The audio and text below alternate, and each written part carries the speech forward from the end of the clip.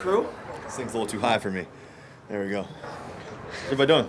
As you guys have had a chance to go back and look at some of the red zone stuff, what are some of the common threads where you guys haven't been able to? Well, I think there's some good news in it. It's not all bad news. I think that we've been down there 6 times. We had 2 fumbles on the one. We were down there on the one. We obviously can't do that. That's two of the 6.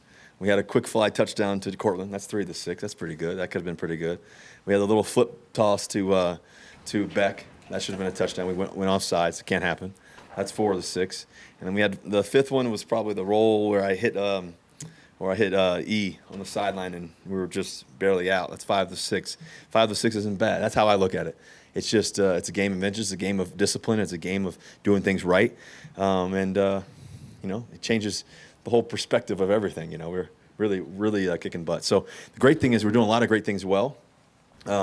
It's just fine tuning the details, and we got to get more touchdowns down there. Well, compared to like baseball, if you hit the ball hard, it's going to drop eventually. Do you feel like that's what you're talking about here? Like it's about to click? Oh yeah, I mean I've been fortunate to score a lot of touchdowns in the red zone and everything else. It's just there's moments and there's plays that that are just miraculous plays. There's plays that are just your easy ones you walk in or whatever, the guy's wide open. There's plays that are contested, and we've had a lot of contested ones. We just barely didn't get in there here and there. So I'm not concerned. I'm actually really excited because I think that where we can go if we just fine tune that little piece and make them like 1 or 2 plays here or there every game. I always call them game altering plays. I mean it makes a massive difference in the games. Russ, you don't want drops to, I guess, mount or add up game over game, but is it comforting that how open some of the guys are? Not the drop part, but the play design works. Yeah, we've had some really great stuff. I mean, I think the first game we were able to dial it up and make a lot of great plays. Unfortunately, Jerry got hurt, and that kind of threw some things off. And then we had to, guys had to step up late. I think Courtland had a great game.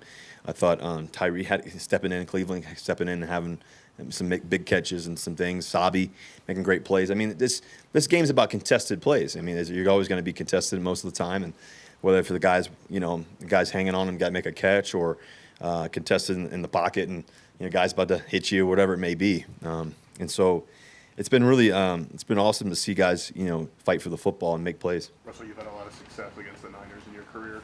What have you appreciated about those battles with them, and what sort of challenge do they pose on the defensive side? Yeah, this football team we're about to play, the 49ers, they play great football. They're championship pedigree. I think obviously Coach Kyle Shanahan coaches them up really well. I've gotten to know him over the years too. He's a brilliant mind. I think also too, when you talk about their leadership, you got a guy like Warner in the middle of the defense that's just flying around, making so many plays. I think he's one of the best in the business. I was fortunate to be around the guy who I think's the best to ever do it, maybe in Bobby Wagner, and then you got a guy like Warner he's on the verge of doing some amazing things as well, just like that. And so, I've been around some great ones, and he understands everything. He processes the defense. He gets guys in the right spot. Obviously, you got Bosa coming off the edge. He's a monster coming off the edge, and so just you get to play against these guys, and you just cherish these moments. You cherish the moments of playing against some of the all-time greats. And they definitely have those guys. Russ, you only have 5 rushing yards through the first 2 games. Is that a conscious effort on you to stay in the pocket more and not take off, or is that just how the games have played out? No, I think we were getting the ball out really quick in the first game. Second game, we were trying to make contested plays, and then really when you got guys like Javonte and Melvin run the football, I mean we've rushed for 150 some yards. Just getting them the football as much as possible. I'm always ready to take off if I need to in certain situations. But it's really the guys have been doing a great job of just getting open and trying to work and make plays. You played with some great wide receivers in your career, but what's maybe impressed you most about Courtland Sutton? I play with some great guys. I think with Courtland, what makes him so special is his mind and on how he understands the game. I think also too, he's got this amazing catching radius that people need to appreciate. I mean, this guy, anything you put in his vicinity, he's gonna catch it. He's amazing. I remember we were in San Diego and I tested him. I threw a really, really deep one to him, and I wanted to see how he could go get it. And he cut across the field and he laid out for it. This is in April. Okay, lays out for it, one-handed catch, dives for it, catches it right between his fingers, holds onto it, and holds it up. I got the footage somewhere. So it was an amazing play. I mean, just how he can do some really special things. He's tough in the run game as well. But I think what makes Courtland really great too, as well, is just his leadership. I mean, we just had our walkthrough. It's not a walkthrough for him. He's moving around, running, hustling, making sure guys in the right spot, making sure he's talking, communicating. He's a quarterback on the field, and I love how he plays the game. Coach Hackett mentioned that the process needs to be cleaned up on how the plays are getting conveyed. And I think he's decisive, but is it the operation, and how confident are you it's going to get better this week in terms of how that information is ultimately relayed to you and gets you out of the huddle quicker? Yeah, I'm definitely confident in what we're going to do. I mean, it's a new week. It's the beginning of the season. We're continuing to get better in every area. I think the biggest thing that we want to eliminate is penalties. I mean, that's us on players more than anything else, is making sure that we take that out of the game, because that just puts you, second and 25, second and 21, second and 22. Those aren't good against good football teams. And so when you play in the National Football League, you want to keep your down and distances short and manageable, and especially against the team we're about to go against in the 49ers, and how they play and how great they are at the pass rush, and how well and how sound they are on defense.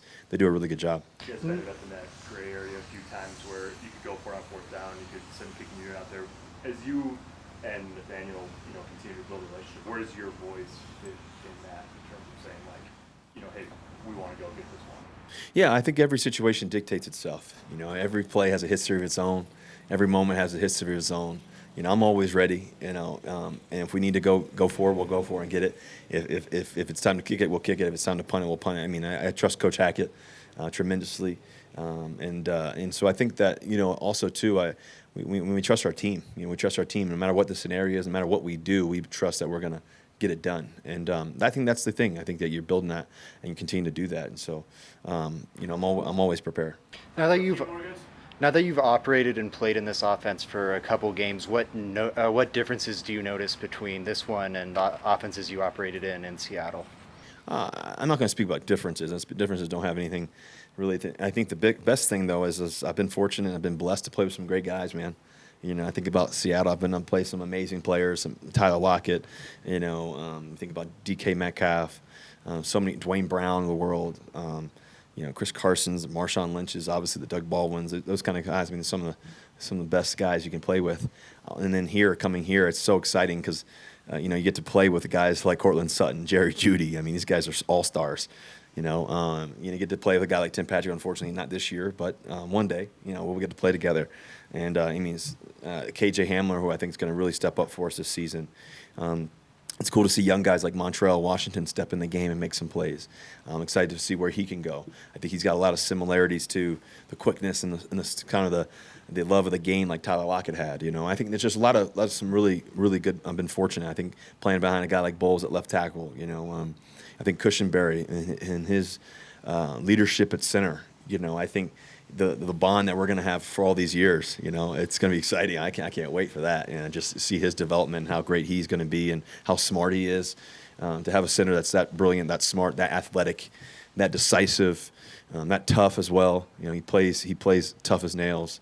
And you got other guys up front. Obviously you got Q, you got Glasgow who stepped in for him. You got Reisner, and you got Cam on the right side. You got Billy Turner who's waiting ready to play. There's so many great guys. Calvin who can play.